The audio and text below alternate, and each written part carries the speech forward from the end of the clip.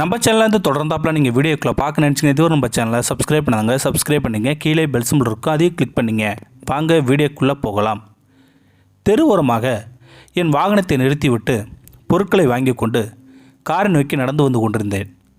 அப்போது ஒரு பெரியவரும் ரோடை கிராஸ் செய்து கொண்டிருந்தார். அவரை பார்த்திருக்கிறேன் நான். தர்பூசணியை வண்டியில் வைத்து கூறு போட்டு விற்பவர். சில சமயம் பலாப்பழமும் கூட. வண்டி அருகில் அவர் மனைவி அமர்ந்திருந்தார்.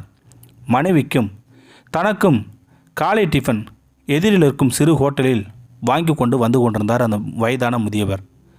அவர் நடு ரோட்டில் வந்து கொண்டிருந்த போது ஒரு ஸ்கூட்டர் வேகமாக வந்து அவர் அருகில் சற்றென்று பிரேக் போட்டு நின்றது. ஸ்கூட்டரை ஓட்டி கொண்டு வந்தது ஒரு இளம்பெண்.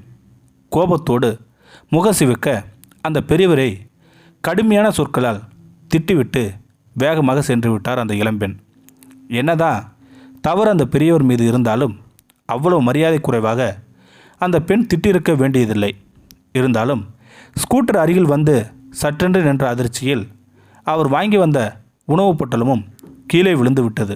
அந்த வயதான முதியவர் முகத்தில் வருத்தத்துடனும் உணவுப் பொட்டலை குனிந்து எடுத்துக்கொண்டு தன் கடையை நோக்கி சென்றார். இது நேற்று நடந்தது. இன்று அதே நேரத்தில் அங்கு எனக்கு இருக்கும் சூழ்நிலை வந்தது. அவரிடம் பல சுளைகளை வாங்கி கொண்டிருந்தேன் நான். எனக்கு சுளைகளை கவரில் வைத்து கொடுக்கும்போது கூடவே தெருவை அடிக்கடி பார்த்து கொண்டே இருந்தார் அந்த வயதான முதியவர். யாரையோ எதிர்பார்த்து கொண்டிருக்கார் போல என்று மனதில் நினைத்து கொண்டேன் நான். அதே பெண் தூரத்தில் ஸ்கூட்டரில் வருவதை பார்த்ததும், ஒரு நிமிஷம் சார் என்று என்னிடம் கூறிவிட்டு வந்து கொண்டிருந்த பெண்ணை நிறுத்தச் சொல்லி கையசைத்தார் அந்த வயதான முதியவர். அந்த இளம்பெண்ணும் முகத்தில் சற்று கலவரத்தோடு நேற்று திட்டியதற்கு சண்டை போடப் போகிறாரோ என்று வண்டியை நிறுத்திவிட்டு என்ன என்று கோபமாக கேட்டாள் அந்த இளம்பெண். நான் கூட நேற்று நடந்ததற்கு ஒரு சத்தம் போடப் போகிறாரோ என்றுதான் நினைத்திருந்தேன் நான். ஆனால் நடந்தது மனதை நெகிழ வைத்த சம்பவமாக இருந்தது. தாயி, நேற்று போன அவசரத்தில் இதை தவறி விட்டுவிட்டு போய்விட்டாய் என்று விலையுயர்ந்த செல்போனை தன் மடியிலிருந்து எடுத்து கொடுத்தார் அந்த வயதான முதியவர். அந்த இளம்பெண்ணுக்கு பேச்சே வரவில்லை. வண்டியை ஓரமாக நிறுத்திவிட்டு, ஐயா, இந்த ஃபோனை தொலைத்ததிலிருந்து நிம்மதியே இல்லை எனக்கு. நான் பேங்கில் பணிபுரிபவள். முக்கியமான நம்பர்ஸ் எல்லாம் இதில் தான் இருக்கின்றது. மிக்க நன்றி ஐயா என்று கூறிவிட்டு கண்கலங்கினாள் அந்த இளம்பெண். நேற்று அவ்வளோ அவமரியாதையாக பேசியிருக்கக்கூடாது. கொஞ்சம் டென்ஷனாக இருந்தது. என்ன பேசுகிறோம் என்று தெரியாமல் பேசிவிட்டேன் என்று கை கூப்பினாள் அந்த இளம்பெண். அட விடுத்தாயி, எல்லோருக்கும் கோபம் வர்றது தான். இதை போய் பெருசுப்படுத்திக்கிட்டு இருக்கீங்களே, ஜாக்கிரதையாக போத்தாயி என்று அன்போடு அனுப்பி வைத்தார் அந்த வயதான முதியவர்.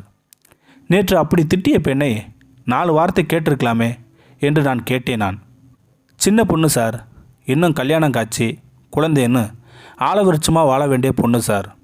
வயசாகி பக்குவம் வந்தால் எல்லாம் சரியாயிடும் சார். எனக்கு பேத்தி வயசு. என் பேத்தியை இருந்தால் சண்டை போடுவானா? நல்லா இருக்கட்டும் சார். நம்ம சுற்றி எல்லோரும் மனுஷங்க தான் சார். இருக்கிற வரைக்கும் அன்பாக பாசமாக இருந்துட்டு போவோம் என்றார் அந்த வயதான முதியவர். என்னால் பேசவே முடியவில்லை. அசந்து போய்விட்டேன் நான். நம்மை சுற்றி எத்தனை நடமாடும் ஞானக்குருக்கள் இருக்கின்றார் என்று மனதை நினைத்து கொண்டு அந்த பலாசோலையை வாங்கி கொண்டு என் காரை நோக்கி வந்து கொண்டிருந்தேன். இந்த வீடியோ உங்களுக்கு பிடிச்சிருந்தா கமெண்ட் பாக்ஸில் கமெண்ட் பண்ணுங்கள். கூட உங்கள் ஃப்ரெண்ட்ஸுக்கு ஷேர் பண்ணுங்கள். இதுவரை நம்ம சேனலை சப்ஸ்கிரைப் பண்ணுங்க. சப்ஸ்கிரைப் பண்ணிங்க. கீழே பெல் சிம்பிள் இருக்கும், அதையும் கிளிக் பண்ணிங்க. தேங்க்யூ ஃபார் வாட்சிங்.